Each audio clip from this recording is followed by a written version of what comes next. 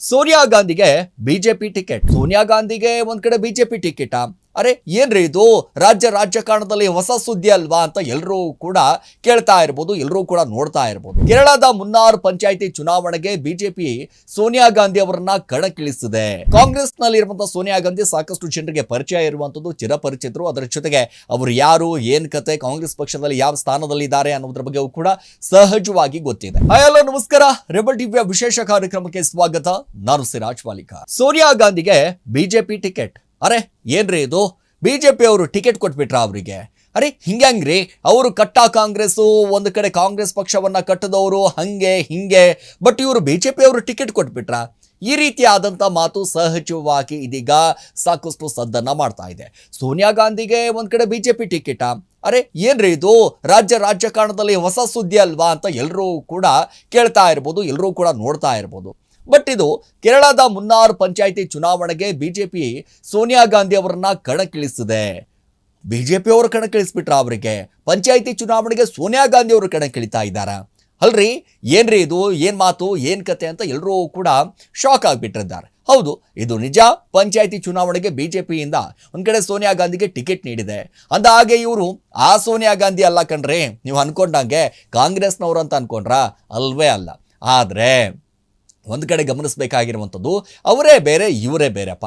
ಆದರೆ ಅವರಿಬ್ಬರೂ ಒಂದೇ ಕಾಮನ್ ಫ್ಯಾಕ್ಟ್ರಿ ಇದೆ, ಅದೇ ಕಾಂಗ್ರೆಸ್. ಹೇಗಂತೀರಾ? ಹಾಗಾದ್ರೆ ಈ ಸ್ಟೋರಿ ಒಮ್ಮೆ ನೋಡ್ಕೊಂಡ್ಬನ್ನಿ, ಯಾಕಂದ್ರೆ ಕಂಪ್ಲೀಟ್ ಡೀಟೇಲ್ಸ್ ಅನ್ನ ನಿಮ್ಮ ಮುಂದೆ ಇಡುವಂತ ಕೆಲಸ ಮಾಡ್ತೀನಿ. ಯಾರು ಈ ಕೇರಳದ ಸೋನಿಯಾ ಗಾಂಧಿ? ಹಾಗಾದ್ರೆ ಕಾಂಗ್ರೆಸ್ನಲ್ಲಿ ಇರುವಂತಹ ಸೋನಿಯಾ ಗಾಂಧಿ ಸಾಕಷ್ಟು ಜನರಿಗೆ ಪರಿಚಯ ಇರುವಂಥದ್ದು, ಚಿರಪರಿಚಿತರು. ಅದರ ಜೊತೆಗೆ ಅವರು ಯಾರು, ಏನ್ ಕತೆ, ಕಾಂಗ್ರೆಸ್ ಪಕ್ಷದಲ್ಲಿ ಯಾವ ಸ್ಥಾನದಲ್ಲಿ ಇದ್ದಾರೆ ಅನ್ನೋದ್ರ ಬಗ್ಗೆ ಕೂಡ ಸಹಜವಾಗಿ ಗೊತ್ತಿದೆ. ಬಟ್ ಈ ಕೇರಳದಲ್ಲಿ ಇರುವಂತಹ ಸೋನಿಯಾ ಗಾಂಧಿ ಯಾರು, ಏನ್ ಕತೆ ನೋಡಿ. ಕೇರಳದ ಮುನ್ನಾರ್ನ ಪಂಚಾಯತ್ ಬಿಜೆಪಿ ಅಭ್ಯರ್ಥಿ ಸೋನಿಯಾ ಗಾಂಧಿ. ಈ ಸೋನಿಯಾ ಗಾಂಧಿ ಅವರ ತಂದೆ ದೊರೆರಾಜ್ ಅಂತ ಕಾಂಗ್ರೆಸ್ ಕಟ್ಟ ಅಭಿಮಾನಿ, ಸ್ಥಳೀಯ ಕಾಂಗ್ರೆಸ್ ನಾಯಕನಾಗಿ ಪಕ್ಷಕ್ಕಾಗಿ ದುಡಿದವರು. ಕಾಂಗ್ರೆಸ್ ನಾಯಕಿ ಸೋನಿಯಾ ಗಾಂಧಿ ಅವರ ಎಐಸಿಸಿ ಅಧ್ಯಕ್ಷರಾಗಿದ್ದಂಥ ವೇಳೆ ಅವರ ಮೇಲಿನ ಅಭಿಮಾನಕ್ಕೆ ತಮ್ಮ ಮಗಳಿಗೆ ಸೋನಿಯಾ ಗಾಂಧಿ ಅಂತ ಹೆಸರನ್ನ ಇಡ್ತಾರೆ. ಅಭಿಮಾನ ಒಂದಿಷ್ಟು ಮೆರಿತಾರೆ. ನೋಡಿ, ನನ್ನ ಮಗಳು ಕೂಡ ಸೋನಿಯಾ ಗಾಂಧಿ ರೀತಿಯಾಗಿ ಬೆಳಿಬೇಕು, ರಾಜಕೀಯದಲ್ಲಿ ಸಿಕ್ಕಾಪಟ್ಟೆ ಫೇಮಸ್ ಆಗಬೇಕು ಅನ್ನುವಂಥ ಕಾಣ್ತಿದ್ದಾಗಿ ಅಪ್ಪ ಇಲ್ಲಿ ಕಾಂಗ್ರೆಸ್ ಕಟ್ಟ ಕಾಂಗ್ರೆಸ್, ಆದ್ರೆ ಮಗಳು ಮಾತ್ರ ಈಗ ಬಿಜೆಪಿ ಅನ್ನುವಂಥದ್ದು. ಸೊ ಅದಕ್ಕೋಸ್ಕರ ಹಿಂಗಾದ್ರೂ ಮಾಡಿ ನನ್ನ ಮಗಳು ಏನಾದ್ರೂ ಹುಟ್ಟಿದ್ರೆ ಆ ಮಗಳಿಗೆ ಸೋನಿಯಾ ಗಾಂಧಿ ಅಂತ ಹೆಸರಿಡ್ತೀನಿ ಅಂತ ಅಪ್ಪ ಒಂದು ಕಡೆ ಏನಿದಾರಲ್ಲ ಎಐಸಿಸಿ ಅಧ್ಯಕ್ಷರಾದಂಥ ಸಂದರ್ಭದಲ್ಲಿ ಸಹಜವಾಗಿ ತಮ್ಮ ಮಗಳಿಗೆ ಸೋನಿಯಾ ಗಾಂಧಿ ಅಂತ ಹೆಸರಿಟ್ಟಿರ್ತಾರೆ. ಅಭಿಮಾನ ಮೆರೆದ್ರು. ಇದೀಗ ಇದೇ ಸೋನಿಯಾ ಗಾಂಧಿ ಬಿಜೆಪಿಯಿಂದ ಪಂಚಾಯತಿ ಎಲೆಕ್ಷನ್ ನಲ್ಲಿ ಸ್ಪರ್ಧೆ ಮಾಡ್ತಾ ಇದ್ದಾರಂತೆ. ಸೊ ಈಗ ಅಪ್ಪ ಕಾಂಗ್ರೆಸ್ ಕಟ್ಟಾಳು, ಮಗಳು ಬಿಜೆಪಿ, ಇದೆ ಹೆಂಗೆ ಸಾಧ್ಯ ಅಂತ ಎಲ್ಲರೂ ಕೂಡ ಕೇಳ್ತಾ ಇರುವಂಥದ್ದು. ನೋಡಿ, ಎಸ್, ಈ ಪ್ರಶ್ನೆ ಸಹಜವಾಗಿ ನಿಮ್ಮ ತಲೆಯಲ್ಲೂ ಕೂಡ ಬಂದಿರುತ್ತೆ. ಅಪ್ಪ ದೊರೈರಾಜ್ ಕಾಂಗ್ರೆಸ್ ಕಟ್ಟಾಳಾಗಿದ್ರೆ, ಆದ್ರೆ ಮಗಳು ಸೋನಿಯಾ ಸ್ಥಳೀಯ ಬಿಜೆಪಿ ನಾಯಕಿ ಭಾಷ್ ಮದುವೆ ಆದಂತ ಬಳಿಕ ಕಾಂಗ್ರೆಸ್ನಿಂದ ಬಿಜೆಪಿ ಪಕ್ಷಕ್ಕೆ ಒಂದ್ ಕಡೆ ಬದಲಾಯಿಸಿದ್ದಾರೆ. ಸೊ ಮದುವೆ ಆಗಿನಿಂದಲೂ ಕೂಡ ಗಂಡನ ಬೆನ್ನೆಲುಬಾಗಿ ನಿಂತಿರುವಂತಹ ಸೋನಿಯಾ ಗಾಂಧಿ ಬಿಜೆಪಿ ಪಂಚಾಯಿತಿ ಚುನಾವಣೆಗೆ ಒಂದಿಷ್ಟು ಟಿಕೆಟ್ ಅನ್ನ ಕೊಟ್ಟಿದ್ದಾರೆ. ಸೊ ಈ ಬಾರಿ ಸೋನಿಯಾ ಗಾಂಧಿ ಗೆಲುವು ಖಚಿತ ಅನ್ನುವಂತ ಒಂದಿಷ್ಟು ಮಾಹಿತಿ. ನೋಡಿ, ಇದೇ ತಿಂಗಳು ಡಿಸೆಂಬರ್ 9 ಹಾಗೂ 11ರಂದು 2 ಹಂತದಲ್ಲಿ ಚುನಾವಣೆ ನಡೆಯಲಿದೆ. ಚುನಾವಣೆಗೆ ಇನ್ನೇನು ಬೆಳವಣಿಗೆ ಅಷ್ಟೇ ದಿನಗಳಿದ್ದಾವೆ. ಸೊ ಆ ಬಾಕಿ ಇರುವಂತಹ ದಿನಗಳಲ್ಲಿ ಮುನ್ನಾರ್ನಲ್ಲಿ ಚುನಾವಣೆ ಕಾವು ಒಂದಿಷ್ಟು ಸಿಕ್ಕಾಪಟ್ಟೆ ಪಡೆದುಕೊಂಡ್ಬಿಟ್ಟಿದೆ. ಬಿಜೆಪಿಯ ಸೋನಿಯಾ ಗಾಂಧಿ ವಿರುದ್ಧ ಕಾಂಗ್ರೆಸ್ನ ಮಂಜುಳಾ ರಮೇಶ್ ಎಂಬುವರನ್ನ ಸ್ಪರ್ಧೆಯನ್ನ ಮಾಡ್ತಾ ಇದ್ದಾರೆ ಅನ್ನುವಂಥದ್ದು ಮಾಹಿತಿ. ಸೋನಿಯಾ ಗಾಂಧಿ ಅನ್ನೋ ಹೆಸರೇ ಹಲವು ಮತಗಳನ್ನ ಸೆಳೆಯಲಿದೆ ಅಂತ ಹೇಳಲಾಗ್ತಾ ಇದೆ. ಡಿಸೆಂಬರ್ 13ರಂದು ಬಿಜೆಪಿಯ ಸೋನಿಯಾ ಗಾಂಧಿ ಭವಿಷ್ಯ ಒಂದ್ ಕಡೆ ನಿರ್ಧಾರ ಆಗುತ್ತೆ.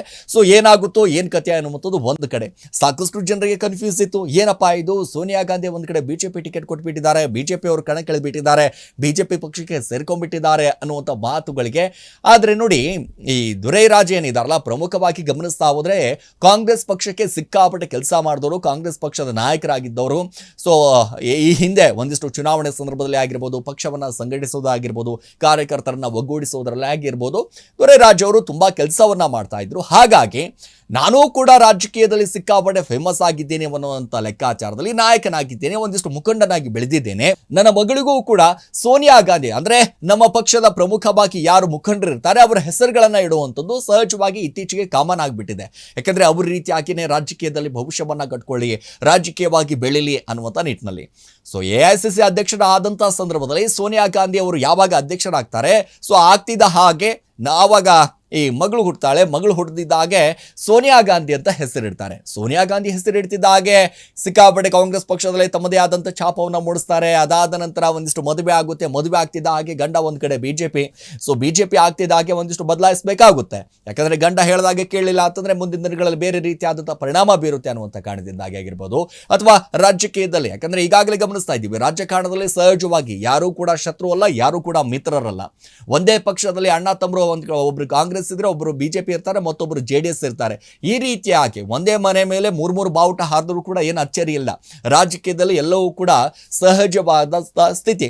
ಸೊ ಇದೇ ಒಂದು ಕಡೆ ಕಾಂಗ್ರೆಸ್ನಿಂದ ಒಂದು ಕಡೆ ಮಂಜುಳಾ ರಮೇಶ್ ಎಂಬುವರು ಸ್ಪರ್ಧೆ ಮಾಡಿದ್ದಾರೆ. ಬಿಜೆಪಿಯಿಂದ ಸೋನಿಯಾ ಗಾಂಧಿ ಅವರು ಸ್ಪರ್ಧೆ ಮಾಡಿರುವಂಥದ್ದು. ಡಿಸೆಂಬರ್ 13ನೇ ತಾರೀಕು ರಿಸಲ್ಟ್ ಬರುತ್ತೆ. ಸೊ ಈ ರಿಸಲ್ಟಲ್ಲಿ ಏನಿರುತ್ತೋ ಏನು ಕಥೆನೋ, ಹಾಗಾದರೆ ಸೋನಿಯಾ ಗಾಂಧಿ ಭವಿಷ್ಯ ಏನಾಗಲಿದೆ ಅನ್ನೋದನ್ನ ಕಾದು ನೋಡಬೇಕಾಗಿದೆ. ಎಸ್, ಇದಾಗಿತ್ತು ಇವತ್ತಿನ ವಿಶೇಷ. ನಿರಂತರ ಸುದ್ದಿಗಾಗಿ ನೋಡ್ತಾ ಇರಿ ರೆಬಲ್ ಟಿವಿ.